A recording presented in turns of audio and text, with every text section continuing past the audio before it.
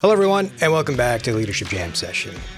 As many of us know, leading teams through any type of change, whether it's due to a restructuring, a merger, acquisition, we know that leading teams through that type of change can be extremely challenging. Regardless of the industry you come from, all the same fundamental challenges still apply. And trying to lead your teams through the organizational noise and swirl while trying to keep them focused can be a daunting task. Well, today's guest is a good friend of mine who is no stranger to leading teams through several of these type of scenarios. His name is Fred Rapp, who is a highly successful executive with over 20 years of healthcare experience. And just to give you some additional context to help you follow along with the discussion, a lot of Fred's employees, or most of his employees over the years, have been field-based, meaning they work remotely. They are mostly scientists who provide a lot of important educational resources and support to healthcare providers and academic institutions. So please take a listen to our discussion. I think you'll find Fred's insights extremely insightful based on all his leadership experience.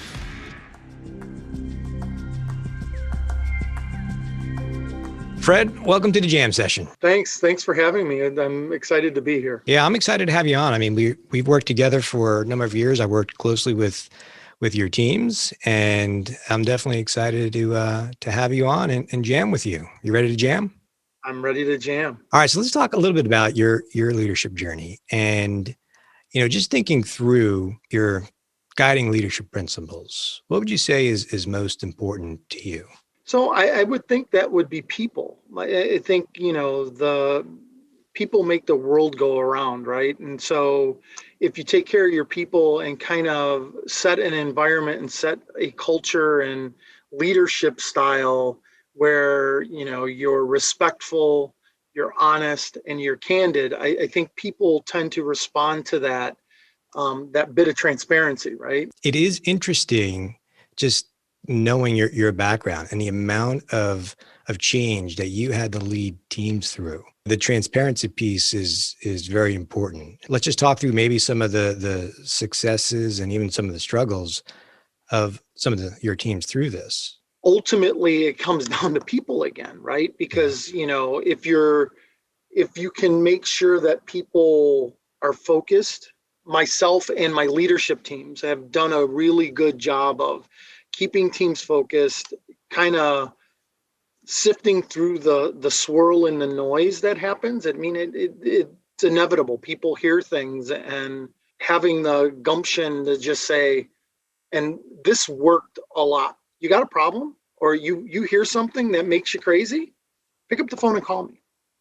Because we'll have a conversation. And it's easier than to pick up the phone and call your colleague, who now didn't hear that, now calls another colleague, and then you get this big, massive thing. So I think there's that. I think it depends on how you're being acquired, right? Depends on the company coming in, right? I've been in several situations where the company's left alone, right? And so over a longer period of time, there's a transition, and it's slow, and you kind of focus your thing, and then there's companies that do it quickly, rip the Band-Aid off. I think we were part of that, bringing in a company. We kind of ripped the Band-Aid off and swallowed the company quickly. And it's a bit of size issue, right? And so when they're smaller, it's easier. When it's bigger, it's a little harder. And then there's the hybrid approach where some functions go quickly and some functions don't. And again, learning through that and making sure teams are set up for success, that they have what they need to succeed. Where we did a good job is just to make sure we took care of people.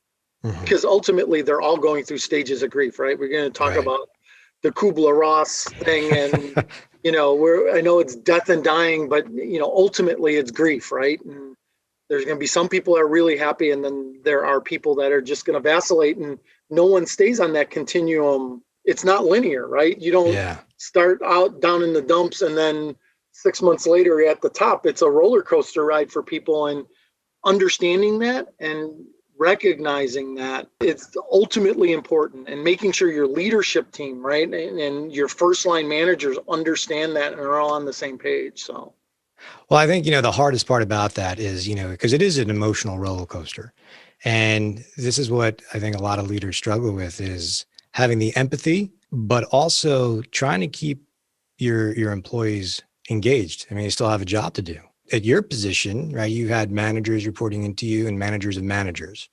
And what would you say, if there's any tips for anybody who's at your level on how to make sure that balance is there? Making sure the leadership team, your second line managers and your first line managers, what I tended to do is get them together, and I would start meetings all the time saying, here's a decision. I think this is going to be really clunky. It may not fit with the team. We've got to do this. It will be okay once we get through it. It's the getting through it. And how you guys roll is how the team's going to roll. So if you're not on board, ready to go, being supportive, your team's never going to get through this. And sometimes it's a bitter pill, right? And so you turn around and say, okay, you know what? Kind of stinks. Let's just get it over with, figure it out, and move on versus, and that's the empathy piece, right? I mean, you can lead that way and say, not optimal, wouldn't choose to do it this way. This is why we have to do it this way. Is there alternatives? Maybe bring in some of the individual contributors to have that conversation and say, hey, look, this is what's coming, and being transparent enough to do that, right? And saying, going to the managers and saying, who from the teams do you think would be good to give us input on this? And let's talk this through, bring them into the conversation. And maybe there are things that we're not aware of, not hearing, that would affect how we roll things out. Mm-hmm. And really think about change management. I think walking through that, and part of change management is people.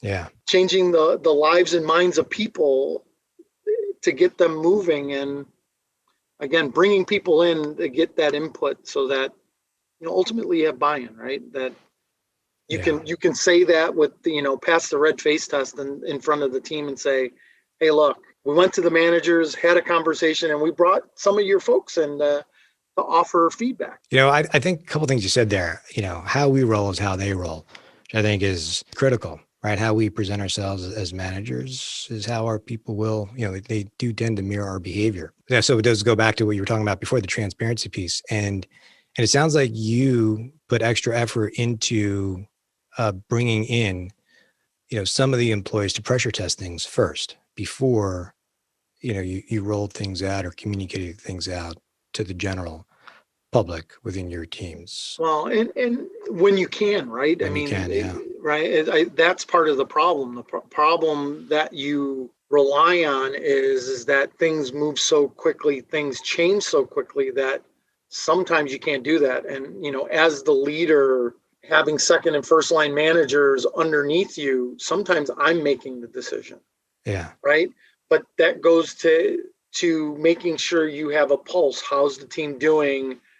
And if you're close enough to your team, it helps with decisions, that no one, at least I hope, would say, Fred's not making the decision based on not having any information, right?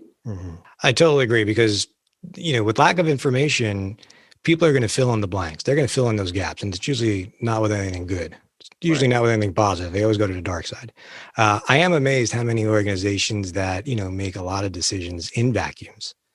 And then several months later, wonder why things didn't take off the way they were supposed to, or it's amazing.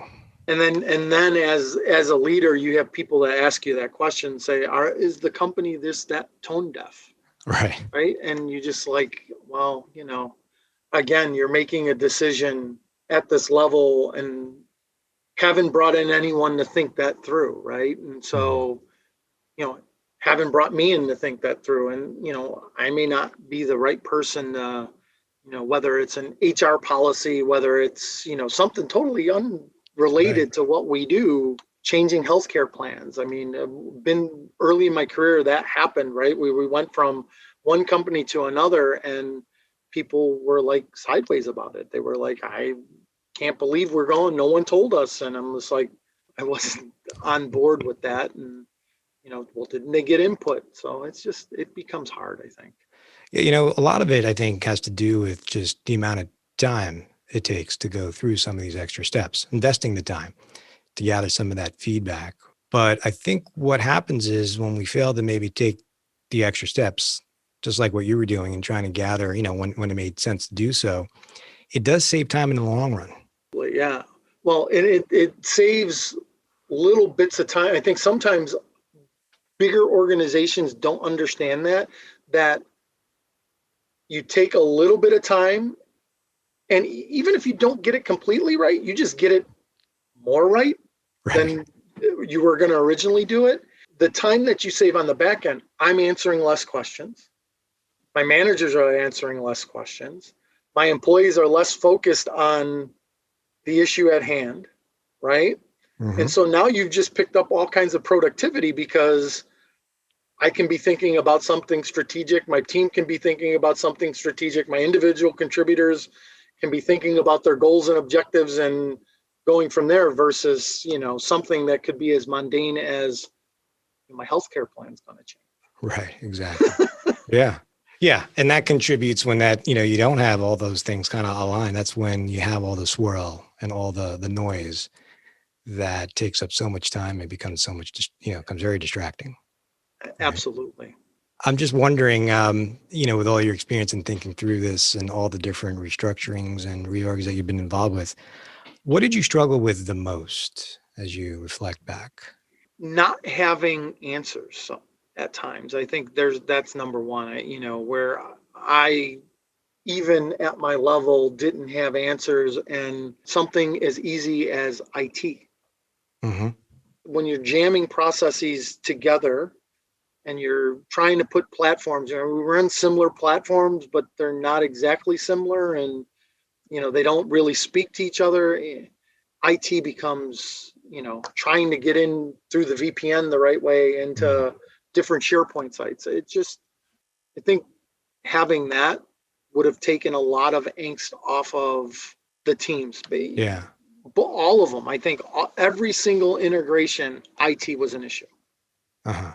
Whether we were being acquired or whether we were acquiring people, and I look back and think about the time I spent, the time my manager spent trying to solve individual contributors' IT issues and not understanding that, hey, we're going to do a conversion today. And you scratch your head and go, well, if you do that today, we're in the middle of a launch. Right. And people need their computers. So you're going to have them send their computer in and they're going to be without a computer for 3 days. How are we going to execute? So it's little things like that where IT has been a stickler because, the other problem is that, my team is scientists, right? They're scientific people. They're not all computer people. Right. Most of us aren't, but right. Yes. Right. And so, you get somebody that are really sophisticated and some people that you're lucky that they can open up a PowerPoint and advance slides sometimes. Right. Yeah. So, but you bring up a great point, right?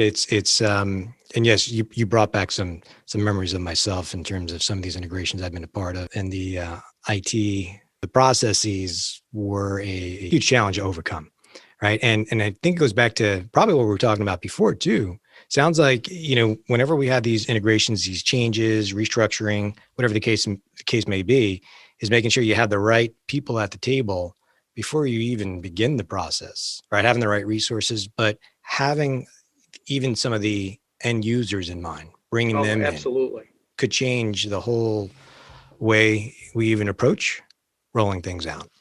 I think the other struggle from an integration standpoint is that you're getting new processes and you're getting new systems. I almost think if I had to do them all over again, I would almost demand an onboarding, like day one. Like if I was going to company X, I would say, company X, how do you, if you hired someone off the street, how do you bring them into the organization? And what are the what are the trainings and things available to help walk us through that? Because there's just differences, right? There's Yeah. just systems and processes, and like, how do you do this? We both do it. We just do it differently, right? And walk me through the steps, because I think the more I understand that, and the more people understand that, the faster you integrate. Again, this gets back to your earlier point. If you take the time up front Yeah. and do the change management correctly, yes, it's a little painful in the beginning, and yes, it might think that you're skating in sand, but ultimately you'll get to where you need to be faster. Yeah. It's so true. That's a great idea though. Even just, onboard me, or here's two of my employees, go through it, start to finish, onboard them as if they're new employees. That's a Right. great, it's a great way to figure it out. But see, that's a great example, right? I could take, depending on how big your organization is you take one person from each team, right? And say, look, we're going to put you through onboarding so that you can see what's available, and have you come back and tell me, you know what, everyone needs this. Mm-hmm. We can not, don't worry about that. Our processes, our SOPs, everything is similar. So we can handle that in 5 minutes, but whatever the process, that would have been, that would have been a great idea, right? We would have had almost a super user, right? 4 or 5 super users that could have, and that's ultimately across the board. I think about, even when we integrated people in, I wish we would have provided them that. Well, and again, you talked about how your people do appreciate when you do take the time, when you do try to take a look at everything that impacts them, and it is difficult from the people point of from the people side of it, going through a lot of change, and there's some that it impacts the culture, and you have individuals that just may not want to be there anymore, or at least coming to you because you want them to be upfront and honest. But that's a difficult thing too, where they may just not want to be there anymore. There's nothing you can do about it. So it's funny because this exactly happened early, right? So I think I was probably in the industry maybe like 5 or 6 years, and we reorged, and the leader that they chose was someone that was well known in the organization, that the people that had been around for a long time just had this gut knee-jerk reaction. And I was relatively new, didn't really know the person. And that leader got up and said, okay, look, I know some of you don't think I'm the most popular person. And maybe this is where I get some of my thoughts about, just being open and honest. And she just put it on the line and said, you've got 3 choices. She goes, you love your job, you love being here, and you're just going to do your job every day, and I'm going to help support you, and we're going to achieve great things together. There's a group of you that say, I don't know.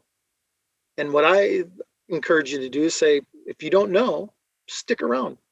Draw a line in the sand. Say, 6 months, I'm going to make a decision. In a year, I'm going to make a decision.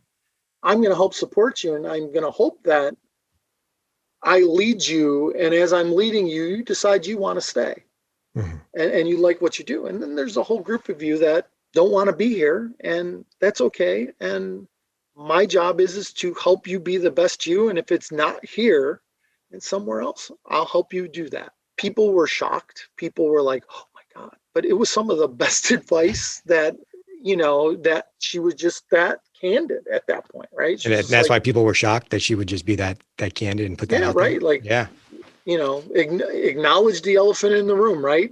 Yeah. I know some of you don't want me to be here. That's not going to make me go away.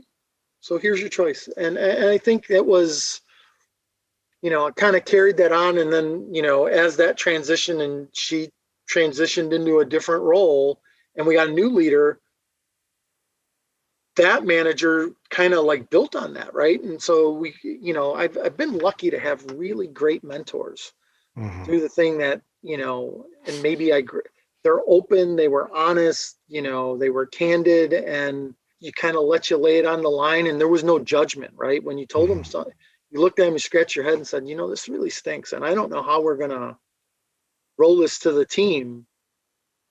Okay, tell me about that. What stinks? What do you think is going to be the challenge? How are we going to overcome that challenge? And so that, has always stuck. It's easy to manage when things are going well.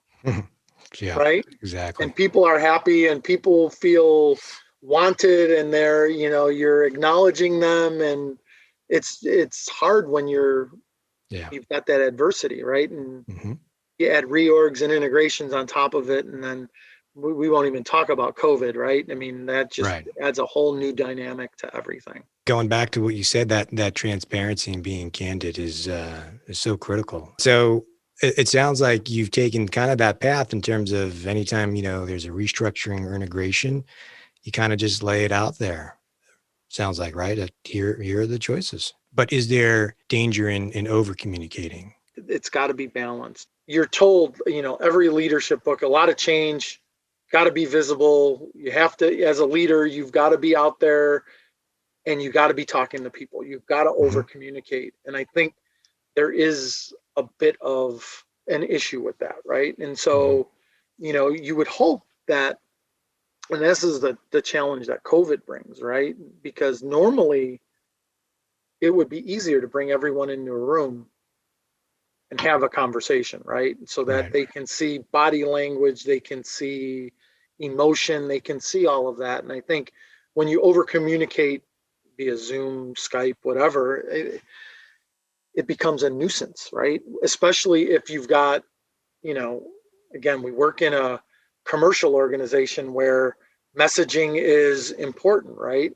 And so you've got multiple people messaging, but messaging the same thing. So now you've got people going to meetings, hearing the same thing over and over and over and over and over and over, and they're strapped for time. And you're like, well, Fred, you said that last week.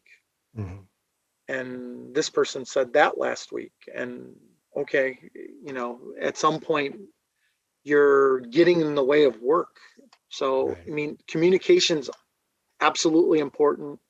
Being transparent is absolutely important, but I do think that we could go a little overboard sometimes. And sometimes you just have to let them think through it themselves. Well, and again, it goes back to this theme of, investing the time to know your people well enough to know which path you have to take with them, to know when to pick up the phone or not to, right?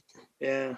And you think about reorgs and integrations, you hope that folks rely on that expertise within myself and the leadership team to help with the change management, where that always isn't the case, right? Some of those leaders don't even ask, like, how's it going with the team, or how's the team feeling? Although some of them, they did a really good job of doing a lot of surveys, right? Take a survey, get a good reading on where the team is. Where some of that fails is when you discount some of the information coming in, right? Because you've got, you only see this once or twice, and you're like, they're just a disgruntled employee. They're always, it doesn't matter, we could hand them a suitcase of money and they're going to want to know why there wasn't $1 more in it. So they're always going to complain, right? You're always going to have people that are just going to complain. Yeah. I don't know if you can discount that all. Yeah, particularly if it's a theme or a pattern that you see. But I think you bring up a great point, in terms of a lot of these surveys that are done. If there's nothing done with them or any explanation of the results or the why behind steps taken or not taken, then people don't really are honest anymore moving forward or even participate to the extent they should. Well, and then sometimes the surveys are so big that then you have to cherry pick information, right? And so you can't look at everything. People gravitate to the things that are positive versus the things that are negative, right? And so is that something you did with your managers? You had them kind of just take a touch point with the team or a poll or survey just to kind of get a gauge on how things were going? Well, so I think as a leadership team, that the whole thing, how we roll is how they roll. They're doing one-on-ones. Hey, I mean, that should be how you're leading some of your one-on-ones. Yeah. How's everything going? How you doing? Everything okay? I mean, have any concerns, right? Before we talk business, let's level set where you're at and really understand what's going on, right? I mean, it didn't have to be a reorg. COVID, Right. made us be on the computer and video, and Yeah. you had to get a pulse because you've got people managing at home, their spouse or significant others in another room trying to manage their job at home, and they're trying to homeschool 3 kids because they all have to be on video. Yeah. How do you think that through and understand and empathize how you could take some of that away, right? Or is there work that you could take away, or can you extend deadlines? Because we tend to ask for things sooner because we know we're not always going to get them on time, and Right. so just kind of work through it and then get into the work stuff. Okay, how's this impacting work, and what can we do to support you for that? So, what's interesting is I just realizing as we're talking through this, what you said before, the basics of managing really apply. And regardless, right, it's change management, if it's reorg, integration, it's easy to walk away from some of those things and get lost in the swirl when really probably what's needed, or at least what we need to remind ourselves, is all the basics apply. And that's a key ingredient of managing through the change. Dole it down as simple as you can make it so that people understand it and can get on board and buy into it. But to your point, I mean, it's the football analogy, right? You don't come to training camp and kind of start installing the most complicated offense and defense on the planet, right? You have to turn around and go, okay, it starts with blocking and tackling. Yeah. Right? And if you can't block and tackle, you're never going to be successful. And I think that's a good point. I mean, you go back to any kind of huge changes, right? And it's integration, it's reorg, it's COVID. You've got to go back to the basics, right? And if you think about your people and kind of go back to leadership 101, people will appreciate it. I think that's a great way to wrap up this discussion. Kind of goes back to how we opened it up and goes back to your people. And it's been great just to work with you over the years. And I know the type of leader you are and how dedicated you are to your employees. And it's been great just working with you and your teams. And I definitely appreciate you coming on and talking about this and sharing your wisdom. I have no doubt this will definitely help many others out there as well. That's great. And thank you for the opportunity. I always enjoy talking to you. Well, it's always great to connect and talk shop and jam. Absolutely.